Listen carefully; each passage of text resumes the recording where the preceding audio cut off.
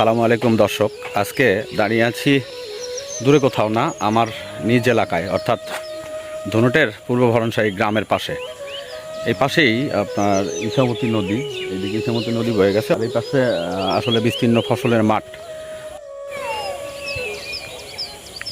সামনের যে পাশটি দেখছেন এটি ধুনট সরকার পাড়া বলে, অর্থাৎ এখানে হিন্দু সম্প্রদায়ের মানুষগুলো এখানেই বসবাস করে।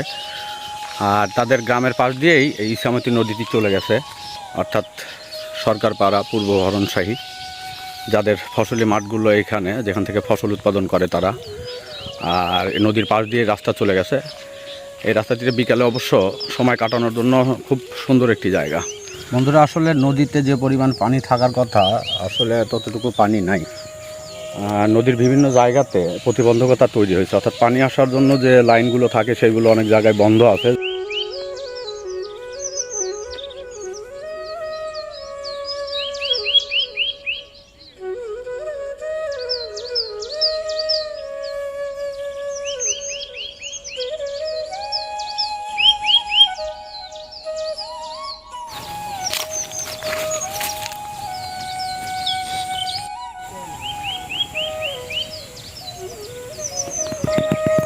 এই হলো ইছামতি নদী, আমাদের গ্রামের পাশের নদী। এটি অনেক সুন্দর, এইখানে বিকালের সময়টুকু কাটাতে পারেন।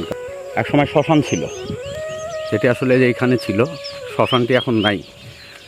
শ্মশান ঘাটটি ওই পাশে সরিয়ে নিয়েছে, আর এখানে পড়ানো হয় না। আগে এখানেই ছিল শ্মশান ঘাটটি। ছোটোবেলায় অবশ্য এখানে আসতেও সাহস পাইনি। এখন আছি সেই ইছামতি নদীর চরে। এটি আসলে চর না, চর বলে নদী শুকিয়ে গেছে একদম।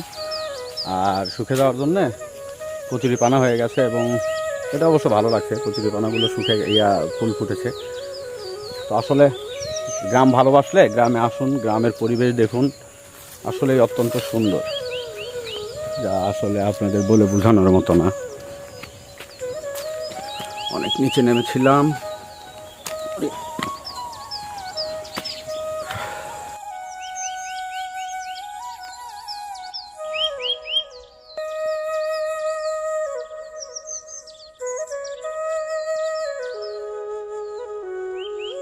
আর এমনিতেই বিকালের আবহাওয়া এমনিতেই ভালো। আর ধরেন এই পাশে এমন আসলে দৃশ্য দেখলে কান্না ভালো লাগে। আমরা আসলে এই পাশ থেকে আপনাদের দেখাই। এটি হলো সেই ফসলি মাঠ, বিশাল আকৃতির ফসলের মাঠ। আর এই পাশ থেকে নদী, আর ওই সামনে হলো কালী মন্দির, ওই পাশে কালী মন্দির। আমরা সোজা এই রাস্তাটি ধরে বেরিয়েছি। এই দিক দিয়ে আসলে এই যে সরকার পাড়ার কথা বললাম, এটি সেই সরকার পাড়া গ্রাম বলে। পাশে হলো এই যেটি বললাম ইছামতি নদী, আর এই পাশটা গ্রাম, পুরোটাই গ্রাম।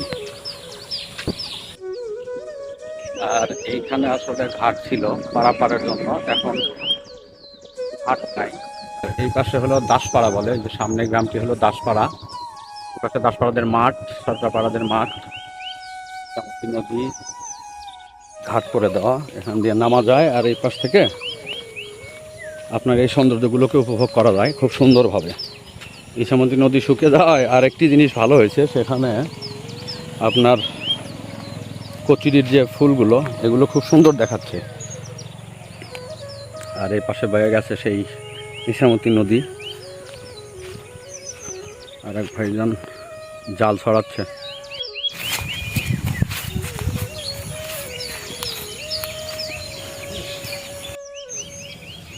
আকাশটাও আজ বেশ সুন্দর, আকাশ আর নদীর মধ্যে যেন এক মিলন মেলা। এখন ছড়ে দিতেছেন সকালে না? পড়ে ভালোই পড়ে, কম মাছ এখন আর ওইভাবে মাছও নাই, মাছ নয়। আমরা এই পোনা টোনা মেরেই তো মাছের 12টা বাজাইছি, বুঝছেন? নিজেদেরই দোষ আসলে, আমরা চিন্তা ভাবনা করে না করার ফলে আজকে আমরা এই অবস্থা।